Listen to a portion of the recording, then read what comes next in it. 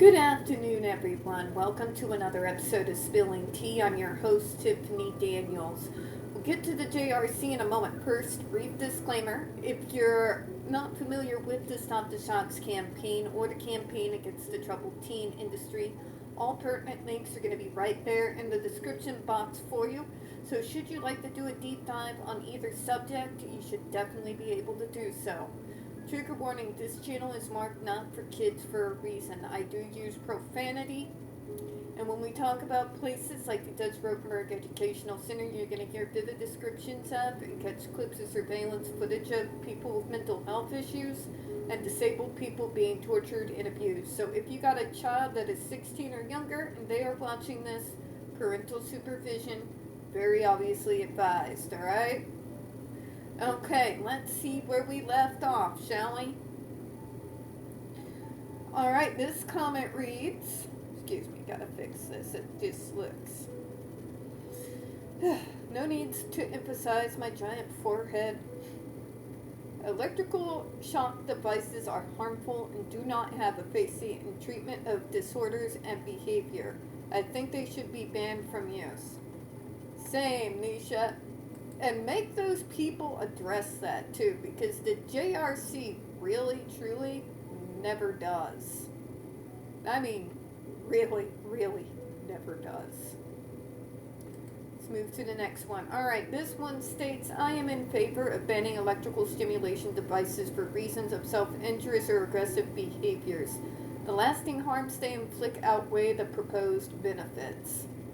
Preach on it! And considering its impact is extremely short-lived, hence the constant reapplication of it, that means, kids, in layman's terms, it doesn't work on a long-term basis. So to sit there and tell people that this is giving them such a better quality of life and they're going out and they're part of the community now and everything's just better is again ignoring the fact that the concept of masking exists. And we will use that ability that we are forced to develop young to protect ourselves, which includes faking being happy. I know. I have been obliged to have to do that. Exactly that. For means of survival for more times than I care to count. That doesn't mean I'm actually happy. It means I am wearing a mask for self-preservation purposes.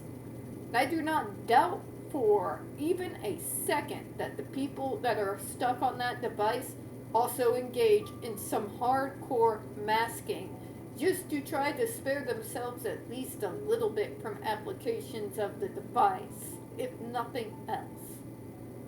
I mean, people have written books on masking. Especially neurodivergents have mentioned masking and why we do it and how we do it. But mainstream medical model just pretty much acts like they didn't even hear a word that comes out of our mouths. And I gotta say, I'm not even surprised. Issues with the medical model are a mile wide. That's putting it kindly. Let me go back to where we were. Yep, I gotta go back up. Sometimes I get lost on here. I do not have an edit button, so unfortunately you're going to have to suffer with me. See some of the ones we read through yesterday. This one here says, I support banning electroshock therapy being used on anyone, including autistic individuals. Thank you for that vote of confidence, sir. Alright, let's go down here. This one says, please do the ban of use of electrical stimulation for injurious or aggressive behavior. It's barbaric and medically reckless. Thank you. And completely batshit insane. It makes no coherent sense. But we're not supposed to discuss that. We're supposed to believe Dr. Matthew Israel, of all goddamn people, have finally found an answer. If that's the answer, kill me now. As someone on the autism spectrum, I support ending this inhumane practice once and for all. Same, sir. Same. Alright, let's get back to where we were. Alright, we're gonna do one more. Famous last words. Always right before we open up a comment that's a novel. This one says, I have a cousin who is autistic. He's a teenager now, but will likely need long-term care even as an adult. Not always, folks. But you have long-term care. Yes, but what that long-term care looks like as an adult can be very different from what you receive as a kid. You see, I no longer have community integrators. I have no direct care support. Yes, it is long-term care, but that long-term care has to do specifically with, my medication, taking Paxil, for example, and dealing with the PTSD with my psychologist, and getting my regular checkups, checking in with my neurologist every so often, that sort of thing. But when I was younger, on the other hand, that, had I been caught earlier, it would have been a whole different ball game.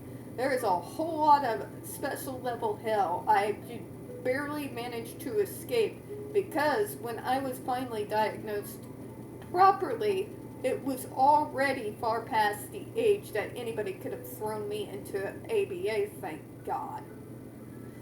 At least that is one kindness I have been dealt in life, and I appreciate it. Okay, this person continues. My cousin loves Blues Clues, Mary Poppins, Taylor Swift, and Katy Perry. I'm gonna be nice, I'm gonna be nice, I'm gonna be nice. Not everybody is a gigantic metalhead like me. I'll be nice. I'll be nice. He also likes Oreos, milk, and juice. And no matter how he behaves or reacts to his environment, he does not deserve to be shocked, whether as punishment or as an aversive. By the way, aversive is punishment, okay? Nor does any other child, teen, or adult with any kind of disability. Exactly. Disabled people are human beings. By the way, the fact that we have to make a sentence like that disabled people are indeed human beings in the year of our Lord 2025, the fuck is the matter with all of you?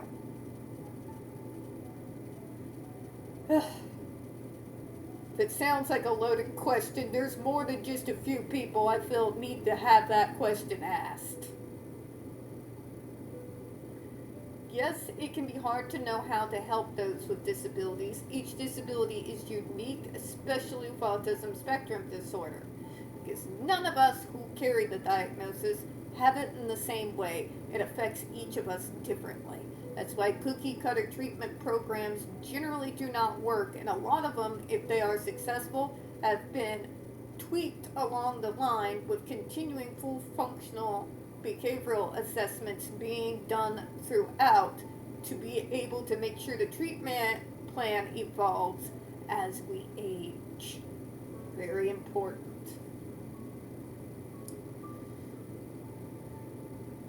Anyways, there's often no one-size-fits-all approach, but shocking a human person is not the answer. It causes pain, fear, and distrust, which, by the way, makes the whole thing up, but you just don't want to get better, makes no coherent sense. No, that's not what's going on, sweetheart. What's happening is you all don't actually want to help us.